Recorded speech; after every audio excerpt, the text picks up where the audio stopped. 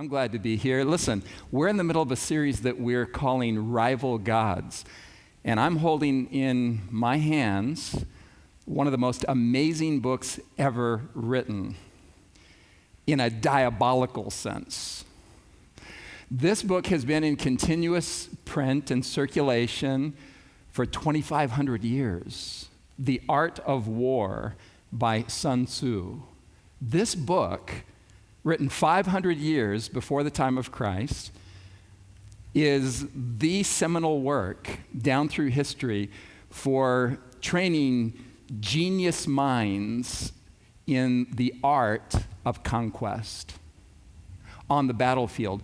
But the thing that's most amazing about the book is that it backs up off the battlefield where all the carnage is, where blood is being shed, where weapons are being wielded enemy against enemy. It backs up off the battlefield and says, hey, wait a minute. The battle begins in the mind. It's very fascinating because as we're studying rival gods, very much like the art of war, we're going to discover that idolatry begins in the mind. There is what we're going to refer to as the theology of idolatry. Now, you may recall that last time we were together, we talked about the psychology of idolatry.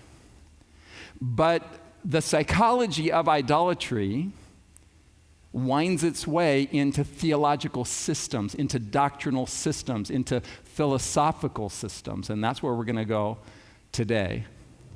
So the art of war says that all warfare is deception. All warfare is based on, grounded in deception. What's happening in war is not that men merely face one another off on a battlefield and start throwing punches and grenades and thrusting swords and shooting bullets, but somewhere before that part of the warfare begins, there's a whole lot of thinking that's going on. A whole lot of thinking that's going on where people are in rooms strategizing. They are figuring out how to create diversions. They're figuring out how to create a false sense of security. Most significantly, they're figuring out how to misrepresent their enemy to the enemy's own following. And so the book goes on and tells us that the supreme art of war is to subdue the enemy without fighting. The supreme art of war is to subdue the enemy without fighting, mystify, mislead, and surprise the enemy. This is what's going on if we can open our minds to understand the dark genius that is at work in what we're calling in this series idolatry, as we'll unpack in just a moment. The greatest victory is that which requires no battle. Now, Napoleon Bonaparte understood this. And this is a fascinating insight from one of the greatest war strategists of all time. Bonaparte said that there are but two powers in the world, the sword and the mind. In the long run, the sword is always beaten by the mind. I want you just to pause and think about this for a minute. The wars that are underway down through human history are not merely the measuring of brute strength against brute strength. War is first and foremost taking place within the realm of thinking. Now, Dwight Eisenhower, assessing World War II after the war had ended and a little bit late to the game compared to Bonaparte and Sun Tzu in The Art of War, check this out. In this war, World War II, which was total in every sense of the word, he's just assessing, we have seen many great changes in military science. Now, I don't know about you, but I'm uncomfortable with the language itself, military science. But the fact is, military engagement is a science. And Eisenhower is realizing that the science of military engagement begins with the mind. It seems to me that not the least of these was the development of psychological warfare as a specific and effective weapon. Now, again, he's late to the game. World War II did not see the development of psychological warfare.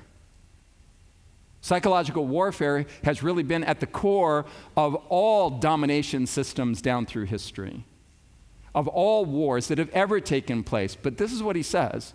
In this war, which was total in every sense, without a doubt, psychological warfare has proven its right in the place, its right to a place of the dignity, proven its right to a place of dignity in our military arsenal. Now, I don't know about you, but I'm uncomfortable with that language as well. Are you? Psychological warfare, a place of dignity. But that's how it is, really.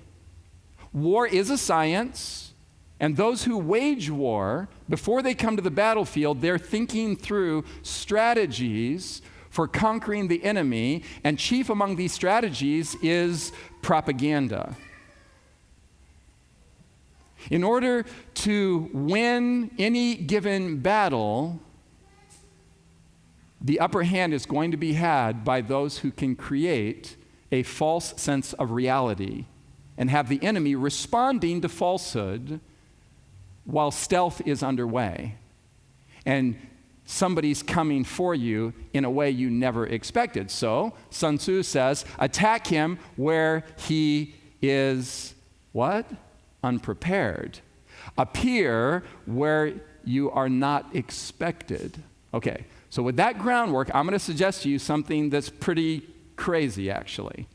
And it's going to take a minute for you to maybe wrap your mind around it and maybe even experience some pushback and think, man, that can't be true. But I'm going to suggest to you that the place where we would least expect for the devil to set up shop and to advance his cause would be within the realm of the church, of Christianity, of religion in general, within doctrinal systems, within theological systems. While we're looking outside, maybe we should be examining some of what's going on inside religious systems. 1 Timothy chapter 4 and verse 1, the Apostle Paul, this is what's considered to be eschatological prophecy. This is prophecy that's looking down the corridors of time from the time of Paul and saying, hey, something's going to be going on in the last days of human history. And Paul says, now the Spirit speaks expressly. The Spirit expressly says that in latter times some will depart from the faith, giving heed to deceiving spirits, and here's the language I want you to catch, doctrines of devils. Now, who formulates doctrines? Who formulates theologies? Well, religious people do. Religious scholars do. Pastors do. Evangelists do. People who engage in the craft of formulating ideas. Doctrines are formed within the parameters of religion, within the parameters of Christianity, within the parameters of religious academia. And the Apostle Paul is telling us that we can expect that in the latter times, in the final stages of human history, that the devil himself is going to take on the role of theologian. The devil is going to formulate doctrines and ideas that he's going to be pushing on the world. The Apostle Paul says this again in 2 Corinthians chapter 11. Satan himself masquerades as an angel of light. He's not an angel of light. Light in the biblical story is truth, doctrinal truth, theological truth, accurate rendering of the character of God. That's what light means. Light is truth. But the devil, Satan himself, he will be masquerading as an angel of light. In other words, positioning himself as one who is representing God while simultaneously misrepresenting God. It is not surprising then if his servants also masquerade as servants of righteousness. They're not servants of righteousness, but they're masquerading as servants of righteousness. So in our previous two sessions, we basically worked through, in the biblical narrative, in the biblical storyline, we worked through some of the story in which we discovered that angels, who were created beautiful and wise and a part of God's vast kingdom, that angels defected and became what the Bible calls demons. Demons, fallen angels, then began to masquerade as gods in human history.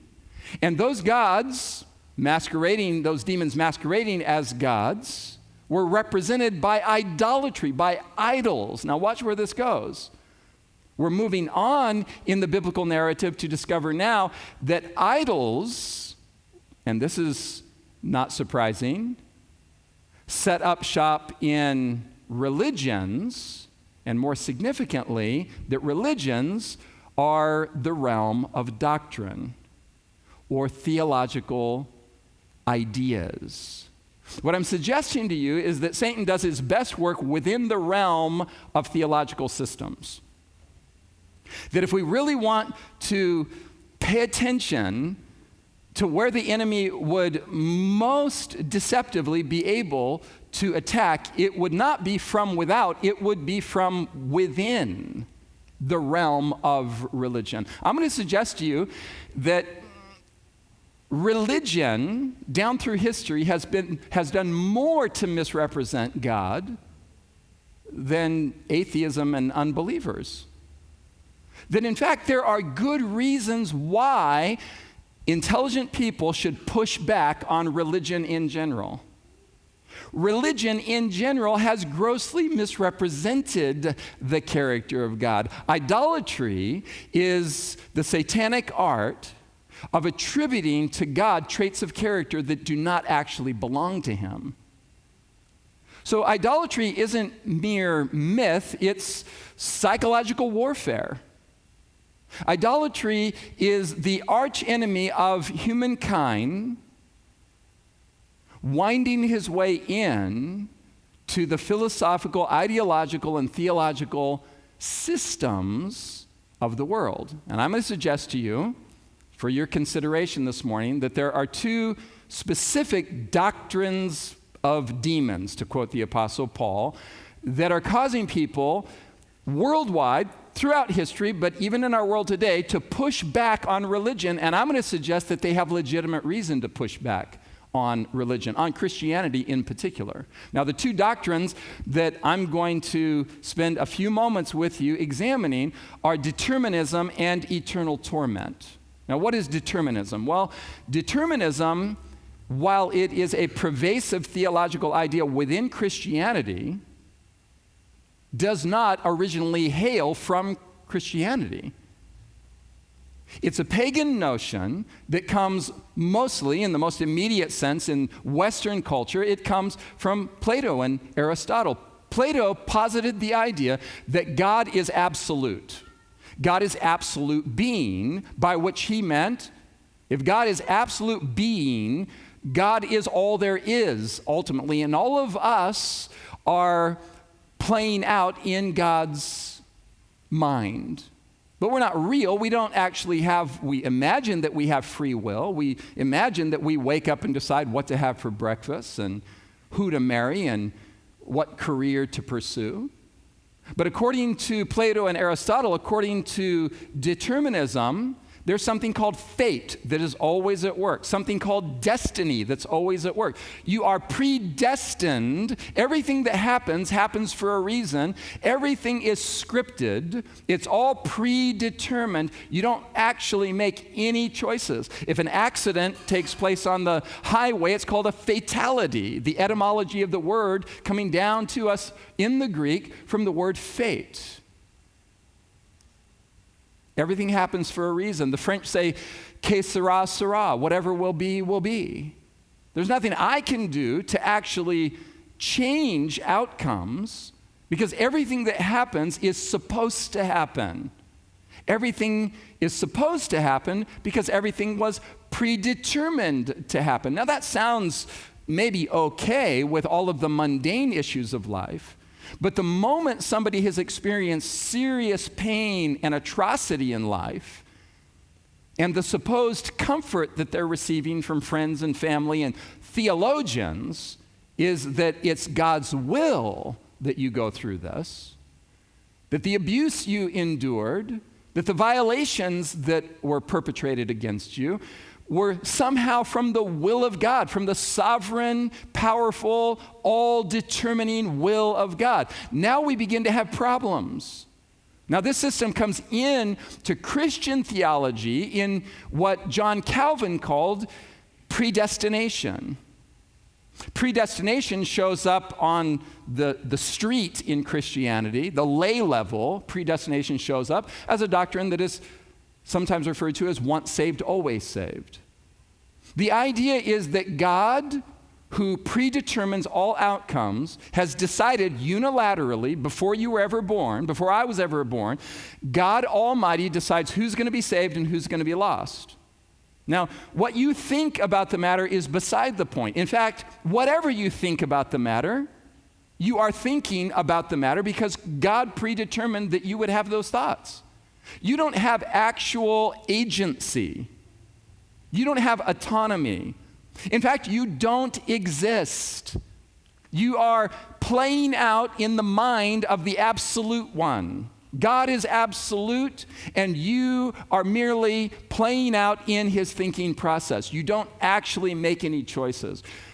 He decides who's going to be saved and who's going to be lost, ultimately. Now, this becomes extremely difficult to process when you add, in the Christian version, as well as the version that is common in other religious persuasions, when you add eternal torment, the idea of an eternally burning hell, in which not only does God predetermine who's going to heaven and who's going to hell, having unilaterally decided who's going to hell, that hell to which he has consigned them is eternal conscious torment, writhing in flames for eternity, unmitigated, forever and ever suffering.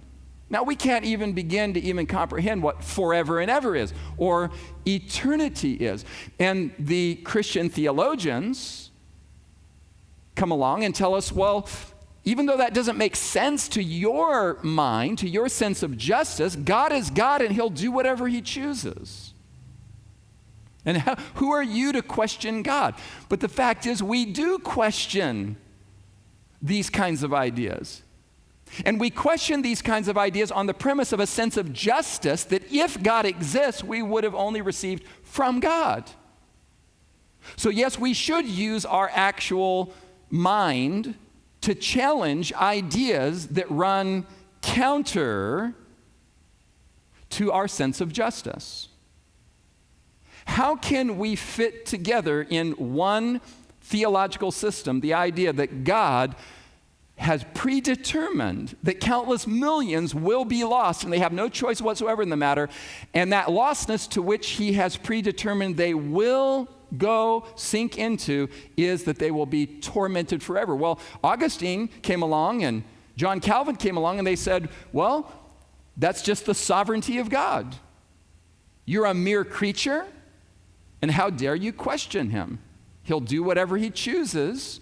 It's his universe. He'll do what he wants. And a rational, sentient, volitional human being is expected to worship the God that is painted on the consciousness with these doctrines. Now, Thomas Jefferson was a bright mind. He was a thinker. He was a part of the beginning stages of the establishment of this great experiment in freedom that we're all partaking of. Thomas Jefferson received as a heritage the Christian faith, just like nearly everybody in Western civilization of his time.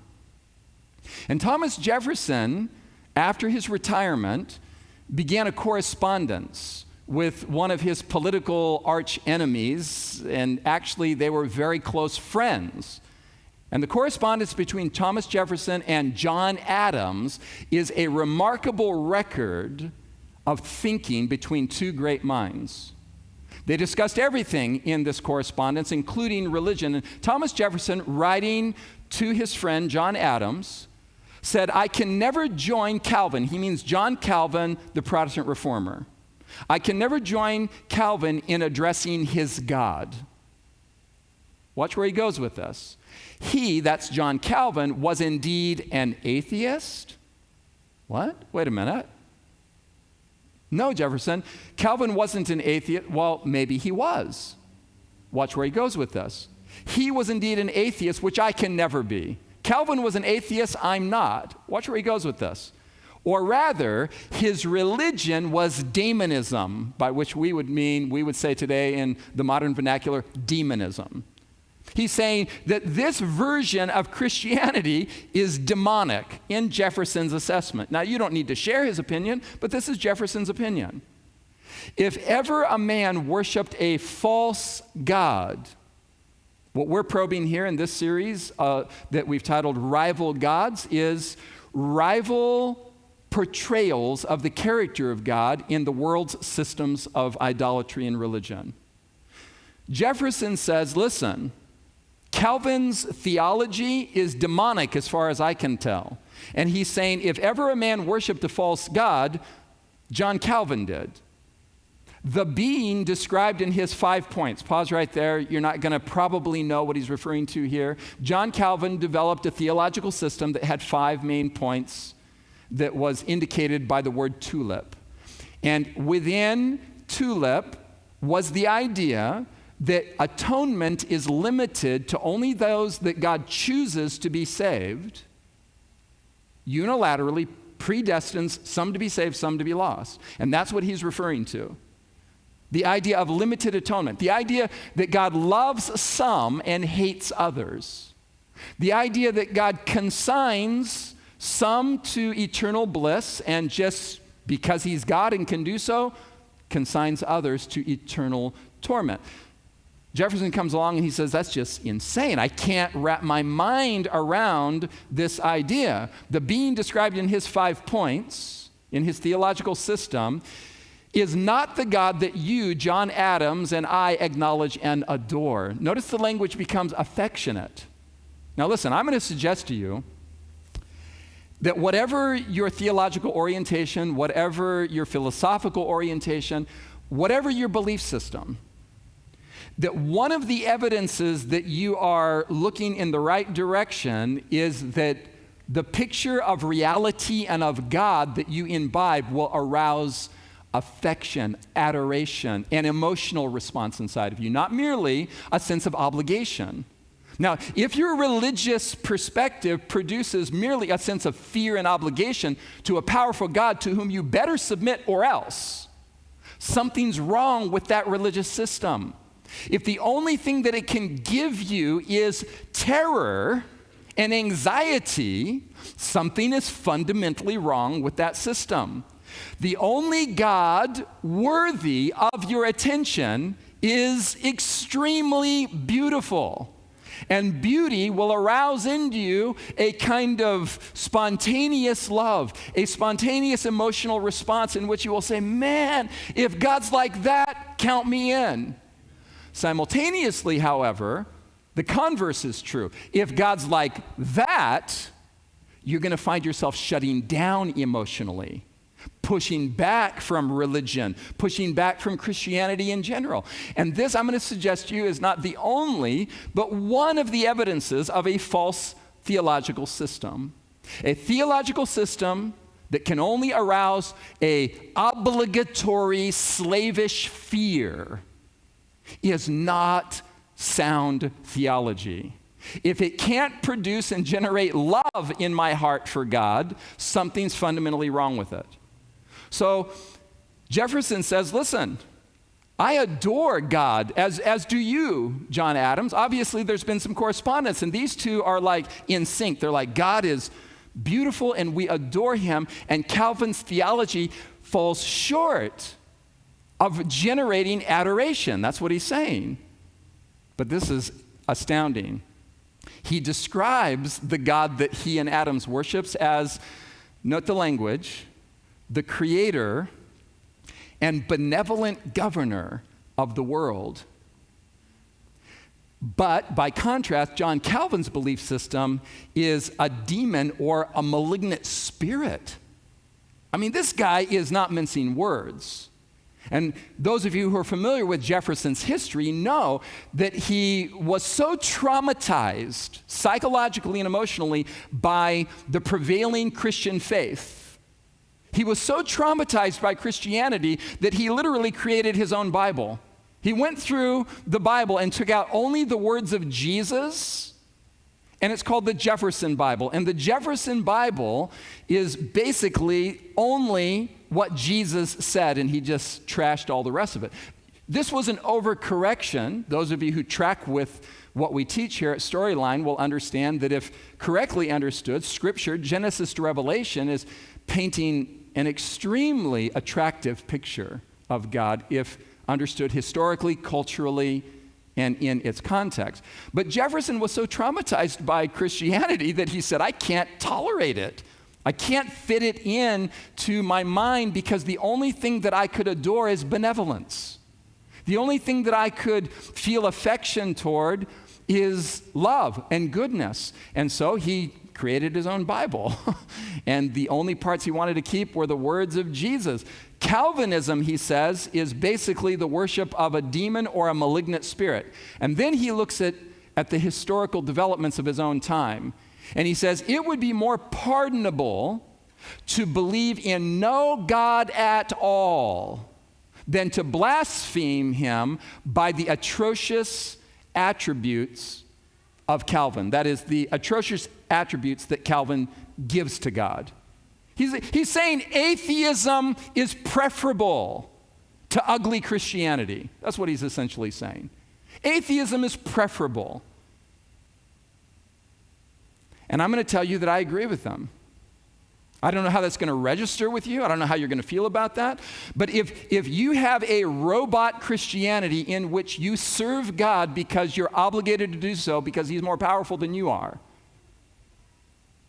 something's fundamentally wrong with that theological system. And I want to recommend to you that there is beauty that you have not yet tapped in the biblical story that will blow your mind and lead you to fall in love with God, as apparently Jefferson and Adams had their little exchange and recognized, hey, the God we worship is benevolent and we adore him, but Calvin and his theological system is not worthy of our consideration. And then he goes on and says this, the value of deism, pause right there. Deism was a religious movement, really a philosophical movement of Jefferson's time. Deism is simply the belief that there is a God, but he has nothing to do with humanity. He just kind of created the world, set it in motion, walked off into who knows where, and is just allowing it to unfold however it's going to unfold. But what is here in Jefferson's thinking is he's suggesting that deism was a kind of life preserver that was thrown out to those who were traumatized by Christianity. And he says the value of deism, it had some kind of redeeming value. In its last American ambit or version of it was that it prevented confessional religion, mainstream Christianity. That's what he means by confessional religion. Deism prevented confessional religion from driving human beings into atheism as the only alternative. Do you hear what he's saying? He's saying that God's character had been so horribly, grossly misrepresented by mainstream Christianity that deism came along and gave people somewhere to hang out philosophically long enough to re-encounter God on different terms. And our culture is filled here in the United States of America and all of Western culture. Our world, our culture is filled with people who in their deep inmost heart of hearts, they know that there must be a God and God must be good. But Christianity has not generally painted that picture, and so the only thing they found it's possible for them to do is just back up from the mainstream gig and then hope that maybe something makes sense someday in the future. Just kind of waiting. And it's tragic that so many people have been left in a situation like Jefferson where the church has traumatized them. And they feel like they can't come close to Jesus because they're afraid of the haunting images they were raised with that have misrepresented the character of God. Well, Christopher Hitchens, the late Christopher Hitchens, one of the foremost and extremely articulate atheists of our times, a part of the small little constellation of intellectuals that are known as the New Atheists, along with Richard Dawkins and Sam Harris and a few others. Well, Christopher Hitchens essentially said, listen, here's what you're asking me to believe, Christians. God loves you so much that he created hell to torture you forever just in case you don't love him back. Of course, he's speaking, tongue-in-cheek, but no, he's serious. He's saying, listen, you're asking me to believe the unbelievable. You're asking me as a person with a mind that can think rationally, that has a sense of justice, to believe that I am to worship a monster as God. It's essentially what he's saying. So I'm going to suggest to you, looping back to where we began our time together, that Satan's main strategy is to fill up the idea of God with all kinds of repulsive ugliness and thus drive people into either slavish worship as one option or atheistic unbelief as the other option. I mean, what are you going to do when you're faced with some of the diabolical ideas that are attributed to God? What are you going to do if you're a thinking person? What are you going to do if you're firing on half your cylinders? What are you going to do if you're a reader?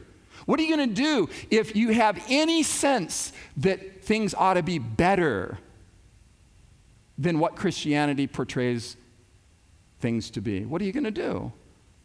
Well, really, mainstream Christian doctrine leaves you with one of two choices. Either you can just kind of, buckle up for the ride and somewhere in your heart know that this God is repulsive to you, but he has power over you, so you're going to be his slave. This is called religious formalism. Churches are filled with people who are intellectual believers and emotional atheists. They show up, they fill the seats, they go through the motions, but in their deep heart of hearts, they're not in love. And they find themselves emotionally repulsed by mainstream doctrines that supposedly are orthodoxy.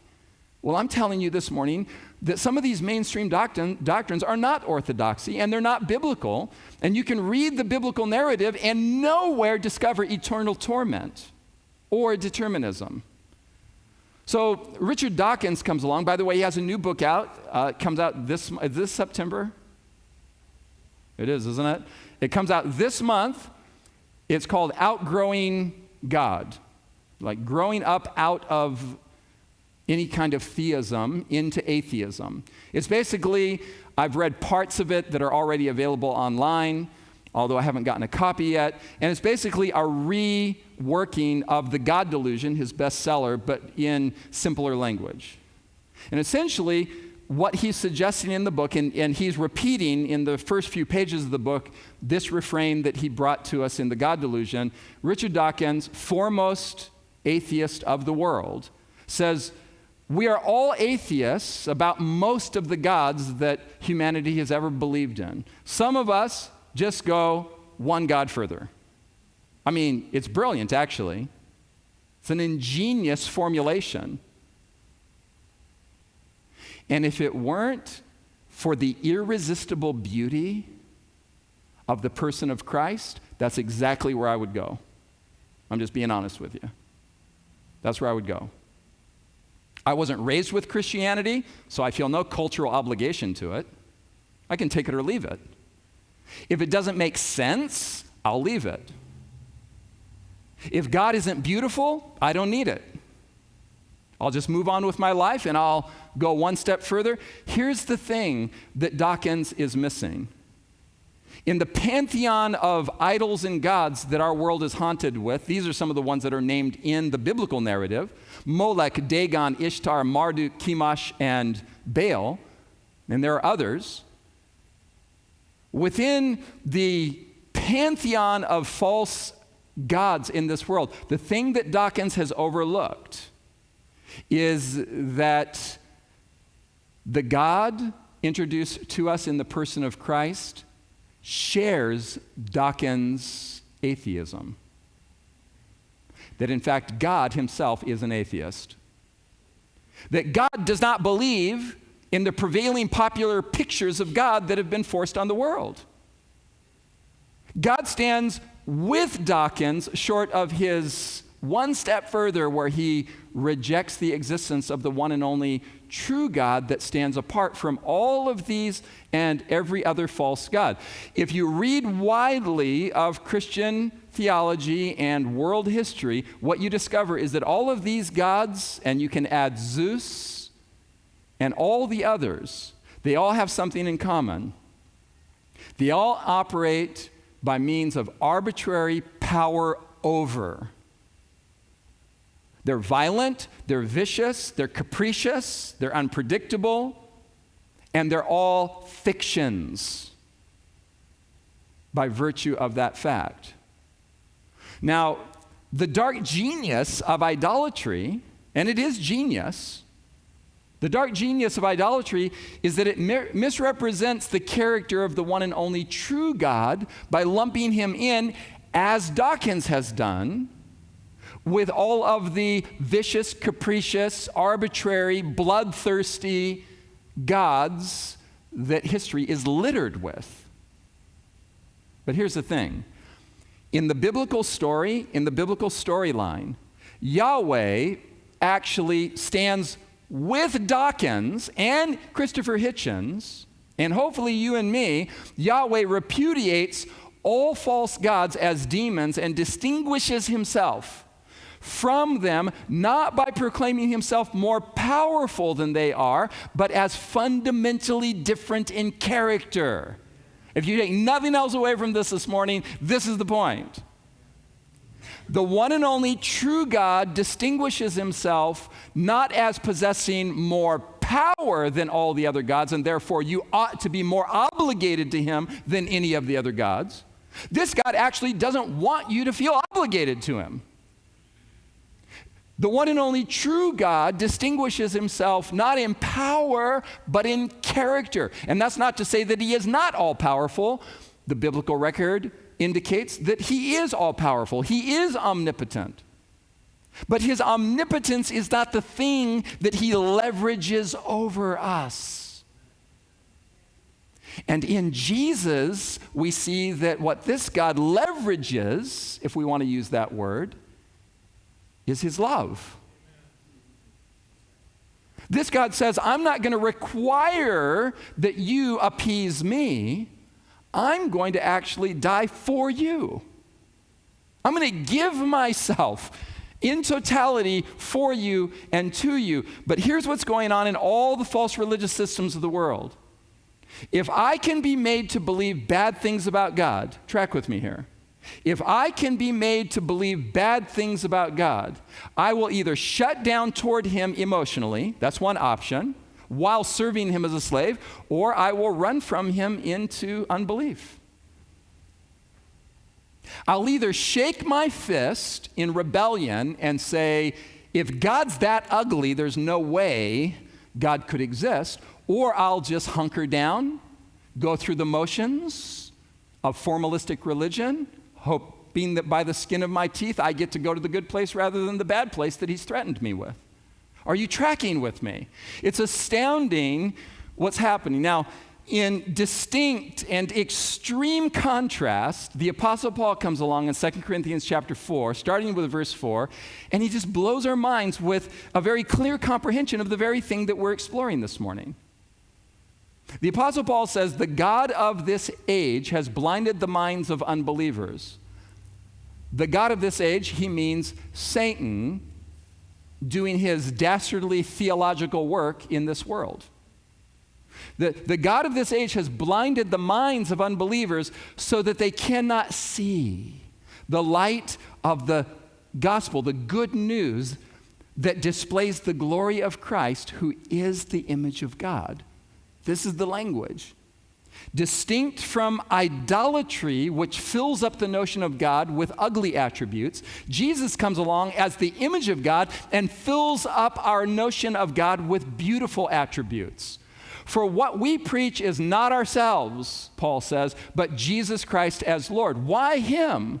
Well, because he is the glory of God in the flesh, revealed to us with clarity, and ourselves as servants for Jesus' sake. For God, who said back at creation week in the Genesis account, let light shine out of darkness, made his light shine in our hearts to give us the light of the knowledge of God's glory displayed in the face of Jesus Christ. We should join Richard Dawkins in repudiating every god that religion has manufactured to try to scare people into subjection to their systems. And we should give our hearts wholeheartedly to Jesus as the one and only true revelation of the character of God. George MacDonald understood this. And I want to close with this because I want you to understand that we're all struggling. No matter what you've believed about God, God is large-hearted enough to accept you and me on any premise that we want to come to him. So good souls, many good souls, will one day be horrified at the things they now believe of God. If you're going to grow spiritually, you're going to come to some epiphanies where you're like, man, how did I even wrap my mind around that? How did I believe that about God?